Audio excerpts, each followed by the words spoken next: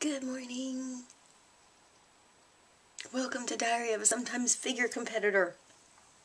And I am tired and somewhat inspired, but I'm just trying to get my stuff done. And some of the things that I'm noticing, the time that I've taken off between working out and I'm back to working out again for for a couple of weeks now.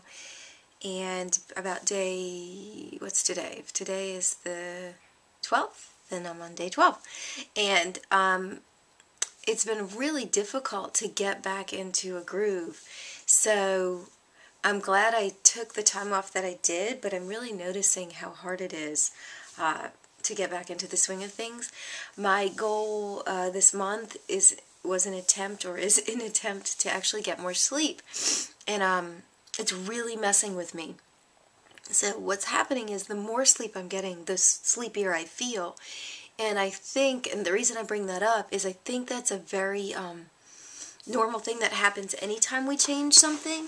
So I know that when I'm encouraging somebody to eat right and exercise, that initially they actually may not feel that great. And for the first 2 weeks, you're really, really sore and your body is just going through this entire shift. And if you start eating really clean from having not eaten clean, especially even if you're somebody, and I tend to be somebody who gets extra sort of sweeteners because I don't do sugar for the most part.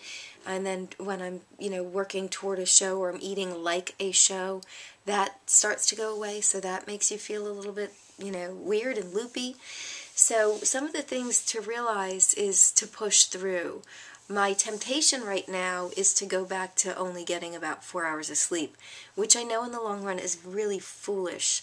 I know getting a lack of sleep or getting that kind of sleep for me over the long run is going to lead to wrinkles and unhealthy skin because your whole body heals at night when you sleep. It works on itself, which is brilliant. And so really when I think about it, I know better. I know not sleeping is like, drinking too much and smoking, when, neither of which I would engage in. So, anyway, so I don't want to damage my skin, and so I'm trying to do better, but at the same time, it's just wrecking me. I mean, that's the God's honest truth. I'm having trouble, doing the things I like to do in the morning, whether it's get on Facebook and make my posts or work on my blogs, dragging a little bit during the day. So I'm just noticing that. I'm trying not to judge it and saying, oh, it's because you're getting too much sleep, right? We make these things up. We go, because we are not expecting the outcome or not pre-prepared ourselves for that outcome. Sometimes we make stuff up. So don't make stuff up. So that's, I think, the big thing is realize if you're going through change, you're going to not just experience the physiological, tangible part of that change, like, oh my gosh, I've got to get up earlier, or oh my gosh, I've got to go to the gym, or oh my gosh, I've got to figure out how to eat better.